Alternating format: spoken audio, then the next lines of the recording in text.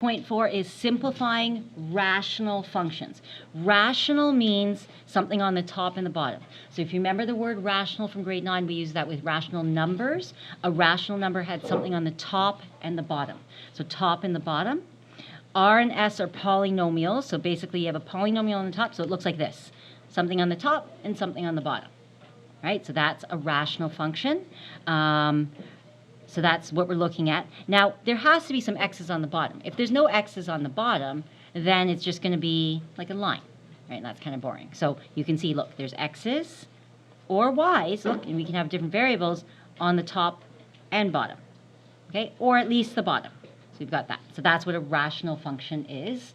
So rational function. Restrictions, okay. So we need to know what a restriction is. Something new. So if you're like, we haven't done this before, we haven't. Restrictions occur when the denominator equals 0. Okay? You cannot divide by 0. You cannot divide by 0. It's actually impossible to divide by 0. You can divide something by 2. If I have 6 things divided into 2 groups, I get 3 and 3. Right? So dividing means to divide it into 2 groups. If I have 6 things and I'm dividing it into 3, I'd go 2, 2, and I can't do it 2. Right? So you're how do I do it if I have 4 things and I want to take those and divide it into 0 groups? They're still there. You can't divide it because my fingers are still there. And no, you may not chop my fingers off. They are still there. I have 4 fingers and I want you to divide it into 0. Dividing by 0 doesn't make sense. I can divide by 4. I can divide by 2. I can even chop my fingers into bits. I don't want to do that. That's gory. That's awful. We never do that. However, you can't divide by 0. What does your calculator say when you try to divide by 0? It blows up, right? There's smoke. It comes out, right? So watch. Equals error 2. Error 2 means mathematically not possible. Some people have copied down error 2 on there. Error 2 means it's mathematically impossible. You can't divide something by 0, right? So division by 0, when the denominator equals 0, it's mathematically impossible. We actually now know what that means. Do you know what that division by 0 was? We have the graph. It's one of our parent functions. Dividing by 0 meant this. So here, right, when x equals 0, we had that asymptote. So we now graphically know, oh, you can't divide by 0. It doesn't make sense. You never get there. So division by 0 doesn't work.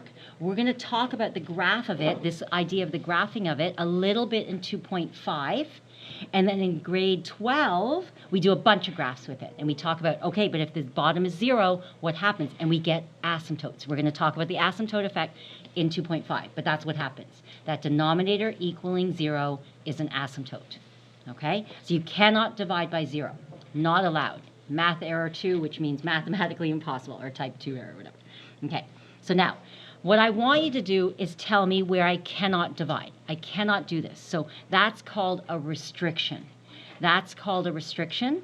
So that is going to say, state the restrictions. So that means where can I not have this function? So here, state the restrictions on the variable. It's always on the variable. You'll see in the book it says on the variable. You don't restrict a number. So if I said to you 1 divided by 2, and you said, can you make sure you don't divide by 0? You go, it's 2. Yeah, but don't divide by 0. It's 2. There's no restriction. If I said to you, don't divide by 0, you'd be like, oh, so you don't want x to equal what? 0. So that's, I don't want the denominator to equal 0. If there's no variable, there's nothing to restrict. So when you see that the question says state the restriction on the variable, it means only if there's a variable there. If it's a 2, it's already not 0, so you can't restrict it. Right? So that's why. In the book, you'll see state the restriction on the variable, which means you can't restrict it if there's no letter, if there's no variable. Okay. I said here, always before canceling. I'll show you what that means in a second. Okay, I'll show you what the second part means. So one more time. Take a look at this guy. I have 5 minus x over 3x. I want you to look at the denominator. The instruction says state the restrictions. So I look at the denominator and I say, you are not allowed to equal 0. So I'm going to grab it. Okay, I'm going to grab that and say, don't equal 0. So I'm not equaling this, right? This does not equal. You need to put equals where equals belong. Okay, this is not this equals this. I'm just going to put a separate statement. So don't put equals. You're going to go 3x please do not equal 0. Restriction, like no cell phones, like no perfume, no parking, no smoking. Slash through the equals, right? Where did we see that before? Yeah. The reciprocal function. Reciprocal function, when we did the domain and range, right? So we said do not equal. That's the restriction. So in the reciprocal function, we said don't, that was already, we were already restricting the variable, right? So we're going to say that denominator cannot equal 0. So restrict it, do not equal 0. Now, do we have to leave it 3x do not equal 0? No, because do you know what? This works just like an equal. So works like an equal sign. Okay? That works just like an equal sign. So if I say 3x cannot equal 0, if I divide both sides by 3, you don't have to show that. Some people show the division, some people don't, right? Then I go x cannot equal, what's 0 divided by 3? 0. 0 divided by 3 is 0. You can have 0 on the top, right? So I just don't want x to equal 0. My restriction is x don't equal 0. So I've restricted my variable. So we're going to do that for all of these. We're going to grab the denominator and state the restriction. Okay, so grab this denominator, and state the restrictions. So we're going to say, don't put equals here, right? Because I'm not saying this equals this. I'm answering something else. So I'm saying x plus 3 do not equal 0. X plus 3 do not equal 0. Okay? And then bring the 3 over there. And we're going to say x cannot equal, right? And it works just like an equal sign, right? So 3 goes over, negative 3. So please do not put negative 3 in that denominator, because if you do, I get 0, boom, can't happen. Okay? It's an asymptote. Right? So do not put 3 in. Do it again. Are you getting, right? So grab the denominator. My instructions are state the restriction. So grab that denominator. You don't have to highlight it. I'm just showing you where I'm getting it from. So don't put equals here. I'm just going 2x minus 7. Please do not equal 0. Do not equal 0. Okay? And it works just like an equation. So we're going to solve it. So bring the 7 over. And we're going to go 2x cannot equal 7. Okay, so just solving the linear. Divide both sides by 2. You don't have to show this, but if it helps you, show it. Okay. When you run out of room in a column, I want you to do a big arrow and start a new column. And you divide both sides by 2, so you get x cannot equal. And please, we're going to leave this as a reduced fraction. Okay, so we're going to do everything as a reduced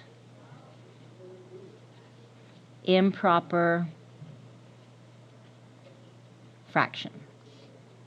Okay, so always leave it as reduced improper fraction unless the question says something else, right? Unless it says to decimal place or something, but if not, assume that, right? Sometimes there'll be money, right, and stuff, but yeah, these guys are all a lot. We're going to deal with fractions. Okay, so get used to reduced improper fractions, please. Okay. Next one, x squared. So grab the denominator. So we're just getting more. We're going to change it up a little. Grab this denominator and say, oh no, you may not equal 0. X squared cannot equal 0. Technically, that's 2 of them, though, right? Do I need to say it twice? Because it's the same thing. This is the same thing as me saying x and x, right? 2 of them cannot equal 0. Right? It's 2 of them. Now, if either one of them equals 0, then 0 times it, oh, well, they're the same. Right? So either one. Do I have to say it twice? Don't let x equal 0 and don't let x equal 0? No. So what you're doing is you can square root it, right? What's the square root of 0? Can I square root both sides? Yeah? Fair? So I just have to say it once. So you just go x, just don't equal 0. It's like saying it twice. We don't need to say it twice because it's the same thing. So if you square root both sides, you just get x cannot equal 0. And you can remember it's the same two x's. Now, that's going to lead to f in a second, right? So you're like, but wait, what happens if there are different x's? And we'll talk about that here. All right? So if there's 2 of them, just state it once. Don't let either one of the x's equal 0. Okay. Here, X's and Y's. Do you know why? Because we did that, remember the factoring where we had X's and Y's? We had over here, yeah, see X's and Y's. So we might have to factor with two variables, one on either end. So if we get something like that, we want to be able to do a restriction, right? So then they went, okay, what if there's two variables? So we're going to still, same thing, grab the bottom, grab that bottom, okay, and go x minus 1, please do not equal 0. You're restricting it. Do not equal 0. Okay. Now, who do I solve for? Who's my favorite? No, don't pick favorites. Pick one. Your slightly favorite. So you're going to pick one and just relate to that one. I don't need you to say, okay, so watch. If I say that x is the one I'm solving for, so I bring the y over, and I say, I do not want x to equal, when you bring the y over, it becomes just positive y. So please don't let x equal y. Do you have to tell me that y shouldn't equal x? Don't say it backwards and forwards. You're basically being redundant. So if I say that I'm triple, oh gosh, what am I? Like triple your age? Forward, I don't know. That's to say I'm 5 times your age. Do you have to say you're 1/5 of my age? No, you don't. I'll be like, I get it. I already told you I'm 5 times your age. And you're like, you know what? I'm 1/5 your age. I know. We're saying the same thing. So you don't have to say things backwards and forwards. So if I say to you, x is half the size of y, you don't have to say that y is twice the size of x, right? Because you're saying the same thing backwards and forwards. So if you do say it twice, I will take off some communication marks because you're being redundant. You're saying, okay, I don't want you to be double me, you shouldn't be half me, but we're saying the same thing. So I am saying choose whichever one you want to and isolate that one and just do it once. Don't isolate, well now I'm going to isolate y because you're saying the same. Okay, we'll try it again on some other ones as well, right? So some backwards and forwards ones. Okay, so isolate whichever one you want. So let me try this one here on the side. So if I said to you 2x, sorry, my x's are funny, minus y cannot equal 0.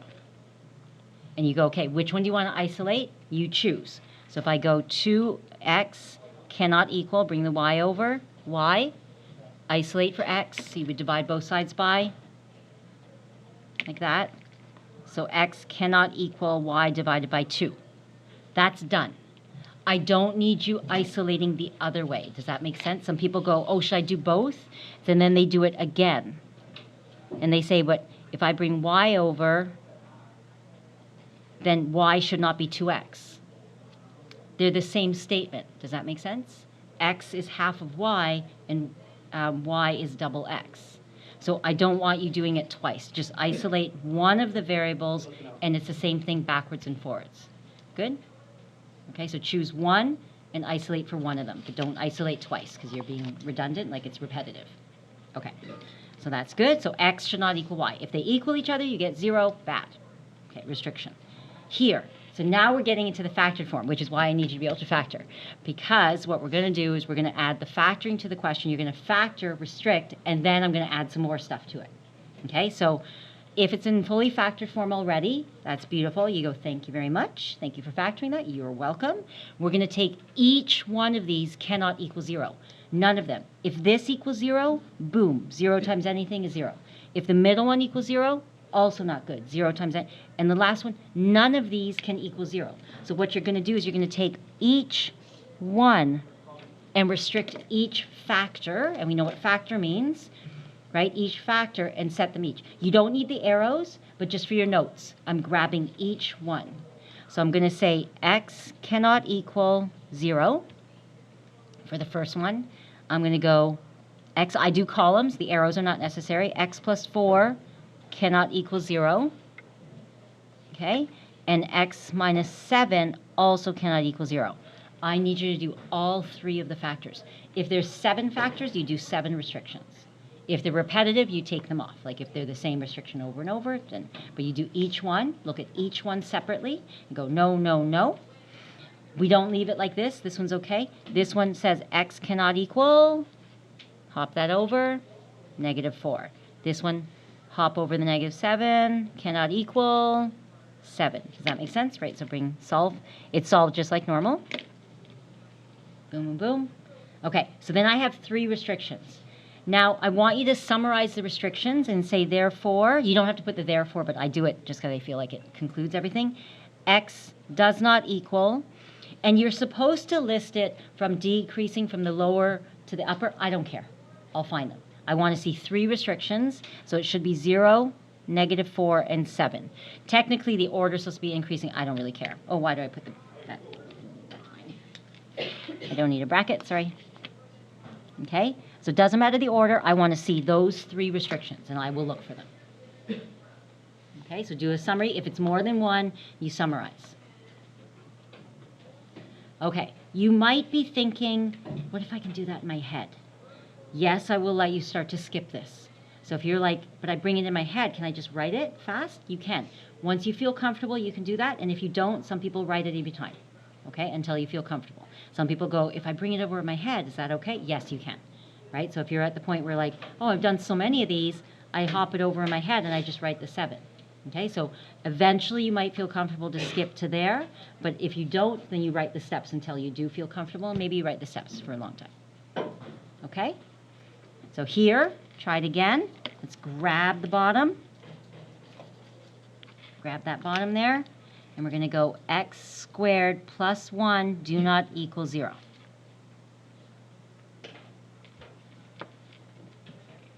Okay, thoughts? How do I solve that?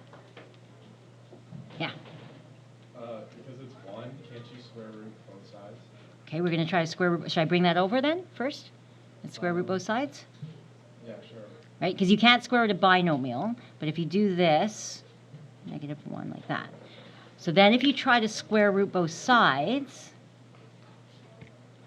technically when you square root both sides, so look over here. So look how we did. So I put them above each other, right?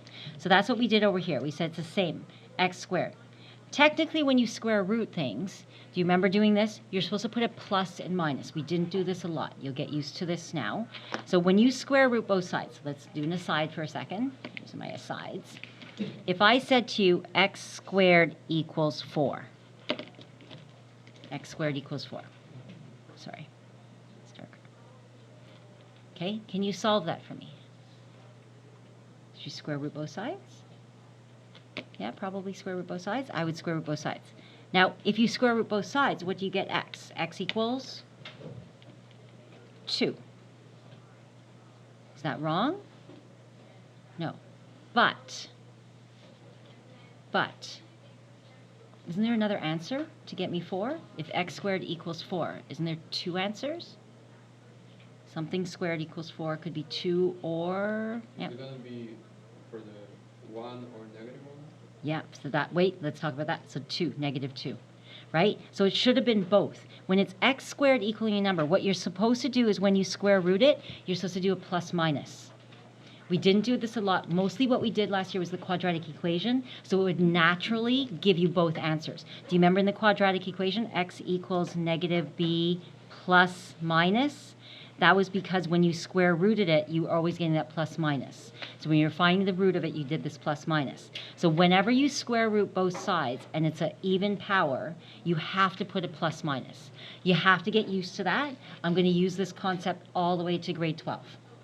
Okay, we're going to have graphing, we're going to need roots, and if you only do the plus one, you're going to miss half of your question. So we're going to get used to this. You saw it a bit last year, like I said, but you had plus minus in the formula.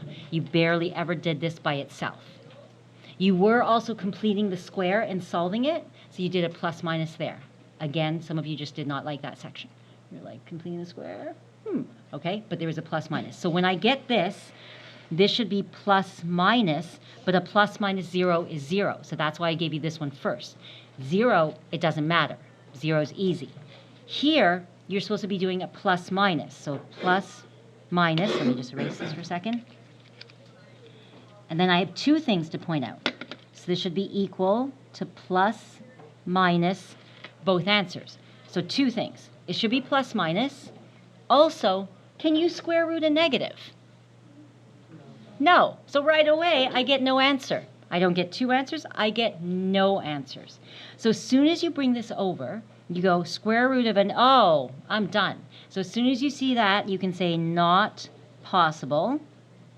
If you don't see the plus minus, that's okay because it was irrelevant for this question. But we will get some where you get plus minus. Okay, so be aware that the plus minus exists. But this one's not possible because you're trying to square root a negative. So right away you can go, ah. So as soon as you see that, you can even skip there and go, oh, I don't need to show you that because I can see from here, when as soon as I bring it over, I'm not going to get an answer. So you can say not possible because x squared plus that gets me 0 will never work. Okay, so if you saw it a little earlier and you went, that's never going to work, you can write not possible right under it and just say, I've got no restrictions. Yep. So x can be any number? Yeah, exactly. There are no restrictions for this. Because look, when you square something, add it to 1, is there any way you can get 0 on the bottom? No. X squared is always going to be a positive number. The smallest you can get it is 0. 0 plus 1 is not 0. So you'll never have to restrict. That bottom can be anything, which means there's no vertical asymptote, which again, we'll talk about that in 2.5. Means when you graph this, I don't get an asymptote on that guy. Okay, and that's why. So you know what the graph looks like, so it kind of makes sense why this restriction is. These restrictions are all asymptotes. They're vertical asymptotes. No, I mean, not that one. That one's a weird graph, but but all the other normal ones, they're vertical asymptotes. Okay.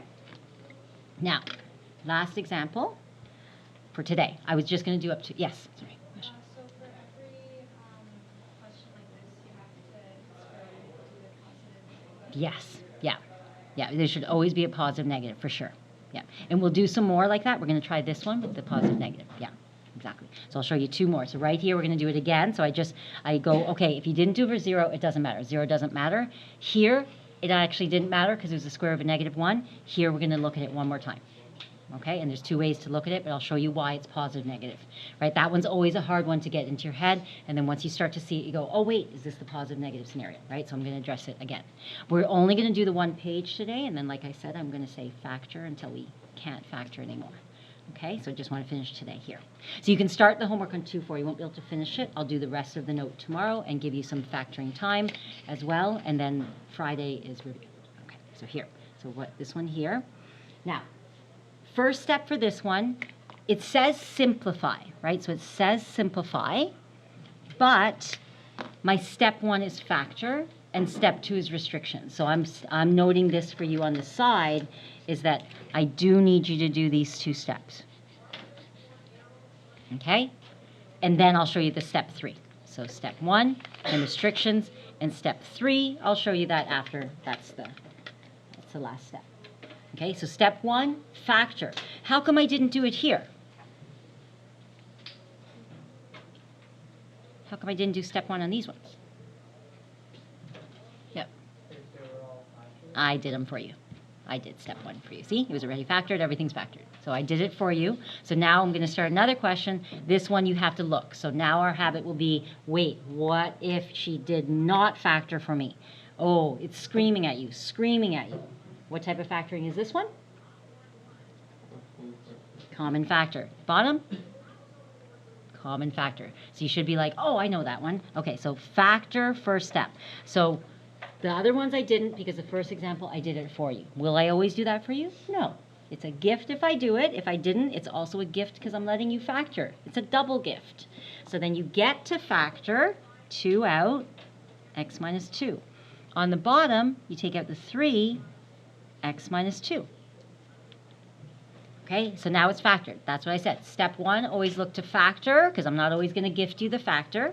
So if I didn't factor, step 2 is restrictions. So then you're going to take a look at this, and I'm going to restrict it. Do I need to restrict 3? No. So that factor has no variable. That's what I was saying here. Restrict the variable. Please don't tell me 3 do not equal 0. It's not 0. So don't go, do not put this. 3 do not equal 0. It's not 0. It's not, it will never, it is 3. So don't restrict a number, okay? So we're only restricting the second factor. So here, we do have 2 factors on the bottom, but the first factor has no variable, so I don't restrict that one. Okay, so that's why I meant restrict only variables. So that factor I don't have to do. The second one, I'm going to grab it and restrict it. Hang on. Hang on, before we do that. I asked you to simplify. What was the instructions for example 1? Yeah, no simplify. Okay, so you have to read the question. right? So when you're doing your homework, when you're doing the notes, make sure you read the question, right? So you go, wait, that's different than this one. State restrictions meant just grab the bottom, set it not equal to 0. Here, I need you to simplify. When I need you to simplify, you automatically